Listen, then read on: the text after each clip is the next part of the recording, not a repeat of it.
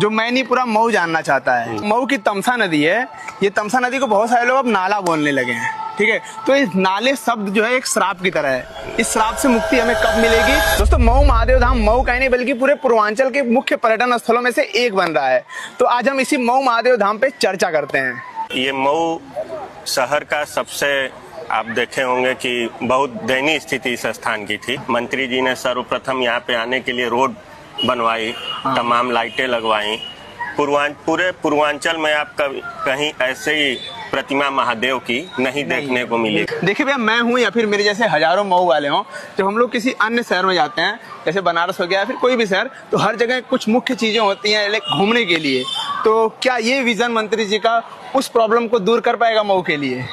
बिल्कुल विशाल, मंत्री जी का उद्देश्य भी वही है कि इस स्थान को ऐसा डेवलप किया जाए कि पूरे पूर्वांचल में पर्यटन के उद्देश्य से सबसे यूनिक चीज मऊ को मिलने वाली है। देखिए विशाल, जैसे ये घाट जो बना है, जहाँ भी अभी हम लोग यहाँ पे जो खड़े हैं, ठीक ये बगल में ये भी घाट की सीढ़ियाँ बनने वाली हैं, जो कुछ ही समय में पूरी हो जाएंगी। बहुत तेजी से बन रहा है जी जी।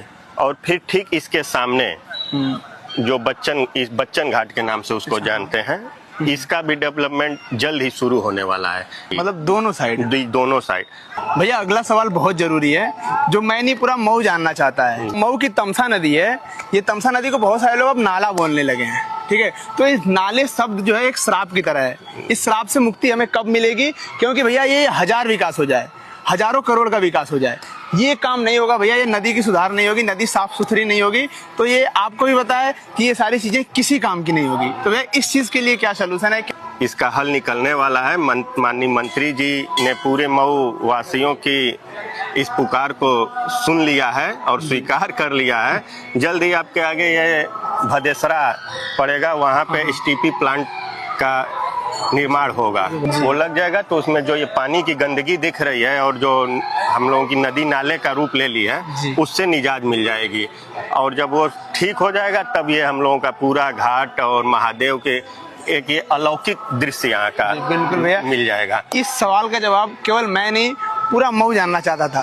भैया, मेरे मैसेज में इतनी चीजें आ चुकी है, मैं जब भी यहाँ का वीडियो बनाता हूँ तो कमेंट मैसेज यही रहता है, भैया ये तो ठीक है, नदी का सुधार कब होगा? तो आप सभी लोग को इस चीज का जवाब मिल गया है। हमारी नदी जो है बहुत स्वच्छ हो जाएगी। तो इस सब चीजों के लेके पूरा मऊ परेशान था और पूरे मऊ की प्रॉब्लम सॉल्व होने वाली है।